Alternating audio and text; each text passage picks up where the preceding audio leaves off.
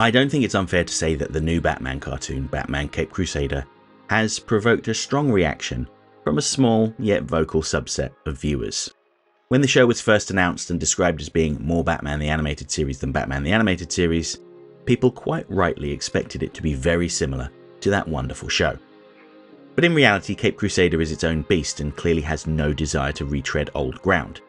And this was pretty evident in the villains they chose to showcase. Classic villains that were beloved in BTAS, like Clayface, Two-Face and Harley Quinn, were reimagined and were pretty different to what we'd seen before. Clayface could transform his face and was presented as a murderous psychotic incel, not at all sympathetic. Two-Face was a corrupt city official whose face was disfigured after he double-crossed the mob. And Harley Quinzel was a prominent psychotherapist that punished the lawful but awful elites that made up her clientele. Some people reported that it felt like the rug had been pulled out from underneath them, but personally, I don't agree.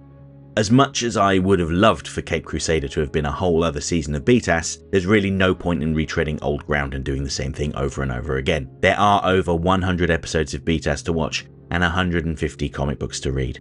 We've got plenty of material. Now, with that bit of preaching aside, I wanted to talk about one of the most notable things about Caped Crusader, in how, until the last minute of the final episode of Season 1, the Joker was absent. It seems like some people expect the Joker to turn up in any Batman property, and when he doesn't, they get mad.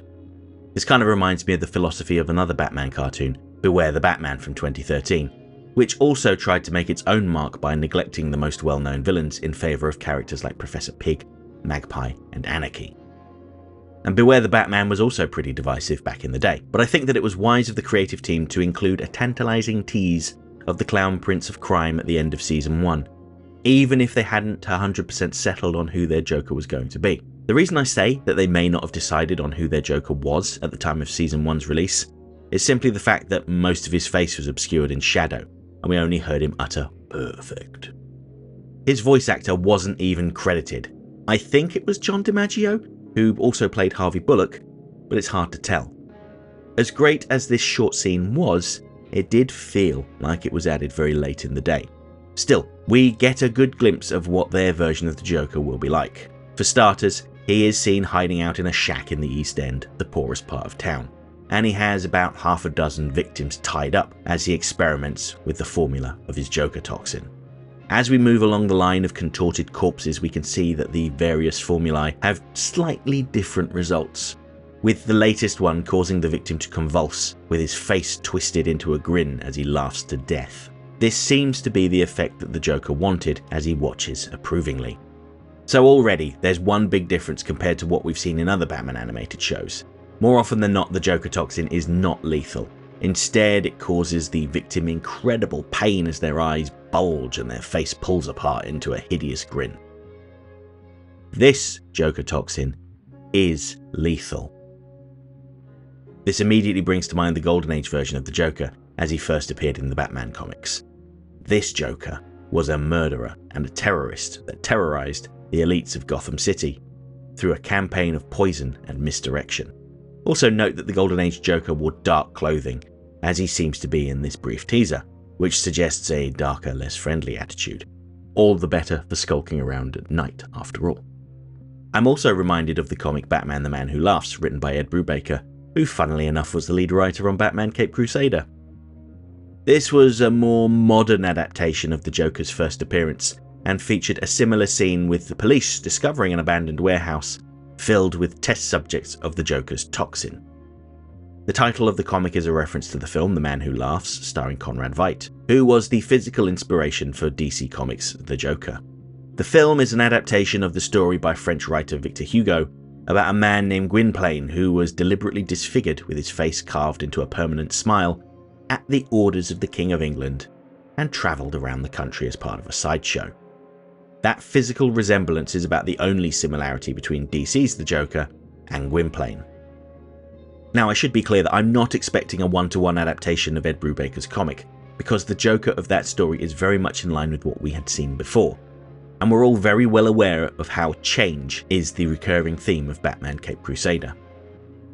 And I believe the fact that they didn't show the Joker's face is significant, given their desire to explore new interpretations of the character and not repeat themselves. I think that this means one of two things. The first possible outcome is that their Joker will be incapable of smiling, and perhaps the name is ironic. A similar idea was presented in the recent Absolute Batman comics, where their Joker is a humorless billionaire that seems incapable of laughing. Writer Scott Snyder was conducting a similar thought exercise to Bruce Timm & Co., in that he wanted to modernize the characters and change things up, to breathe new life into them. This is why Absolute Batman is not a wealthy socialite. Instead, he's a civil engineer that decides to take matters into his own hands. As an aside, I have talked in depth about the first issue of Absolute Batman, and I've linked to that video in the info button in the top right corner, as well as this video's description. So feel free to check that out once you've finished this video. The second possibility is that his face will be stuck in a permanent grin, a la Jack Nicholson's Joker in Tim Burton's Batman film and Gwynplaine in The Man Who Laughs. While the Joker we saw in Batman the Animated Series was very often smiling, he was incredibly expressive, and I like the idea of the Joker's face being stuck in a permanent grin while his eyes convey very different emotions. Of the two ideas, I believe the inability to smile to be the most likely outcome, given how different it is to what came before. As for the Joker's motivations, I don't expect this Joker to have any goofy schemes like giving all of Gotham's fish his trademark grin. I suspect he will be more like the Golden Age version of the Joker, just as likely to stab you with hatred in his eyes as he is to gas you with his Joker toxin. I believe that he will go after prominent citizens of Gotham, publicly making threats over the radio and causing city-wide panic. He may even go as far as poisoning Gotham's reservoir, which often takes place in the various retellings of the Joker's first encounter with Batman. Speaking of their first encounter, I'm of two minds as to if Batman will be responsible for creating the Joker. That seems like one of the most obvious things to change up if you want to create a different dynamic between the two. I had hoped that Caped Crusader Season 1 would feature the Red Hood gang before bringing in the Joker, and it seems like such an obvious idea that the fact that they didn't do it suggests that the Joker's origins are unconnected to Batman, but I might be overthinking it. The thing is, the Joker rarely makes a big deal out of the fact that Batman was involved in his creation. Depending on who was writing the story, either Batman hit him and he fell into the vat of acid at the Ace Chemical plant, or he jumped into the vat to escape Batman. So if you want to change things up, that seems like a good place to start. Note that Matt Reeves' live-action Joker seems to be unconnected to their Batman. Reeves, who is an executive producer on Caped Crusader, describes his Joker as someone that was born with a condition that forced a hideous smile on his face. Another thing that comes to mind is that the Joker is universally regarded as the textbook definition of an irredeemable supervillain. Given that all of Batman's other villains in this series have been on their own crusades of revenge, what if the Joker was on a crusade of his own? Would he still be the Joker if he was sympathetic? Jury's out on that. The final thought I wanted to share is his relationship with Harley Quinn. Some have suggested that this version of the Joker could be one of Dr. Harley and Quinzel's patients that she had psychologically tortured and forced to give away all of his money. It's an intriguing idea, but given the lengths that the writers went to in order to make sure that Harley Quinn was entirely separate from the Joker, I don't think they'll connect the two. Even if they invert the relationship by having Harley create the Joker. But hey, I could be wrong.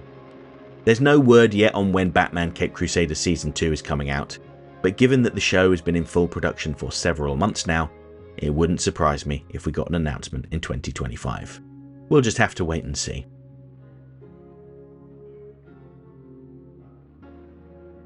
Okay, that's it for this video essay. Hopefully you enjoyed it. If you did, don't forget to like, share, subscribe, all the usual YouTube stuff. If you'd like to hear more about Batman Caped Crusader, why not check out our podcast Totally Shway Flipside, where my wife and I have gone through all 10 episodes. This is a spoiler-filled conversation about each episode in sequential order, so only check this out if you've watched the show or if you have no intentions of ever watching it yourself. I offer channel memberships for $1.99 a month, which will grant you early access to my video essays and some supplementary perks like custom emojis, priority responses to your comments, members-only videos, and community posts. And special thanks to my current channel members, who are all listed on the screen right now. Next time. Well, I've reached the end of my Batman Caped Crusader coverage, I know there are a handful of characters that I haven't made dedicated videos about, like Rupert Thorne and Linton Midnight, but they only made brief appearances in the show, and there wasn't really all that much to say about them outside of what I've already mentioned in other videos. However, next time, I'm going to put together a video to compare the various animated iterations of each of the villains we saw in Caped Crusader, starting with the Penguin. Now this one's going to be interesting because the Penguin has appeared in almost every animated version of Batman, and each iteration of the character is pretty different from the last. So I think we're going to have some interesting stuff to talk about. Hope to see you then.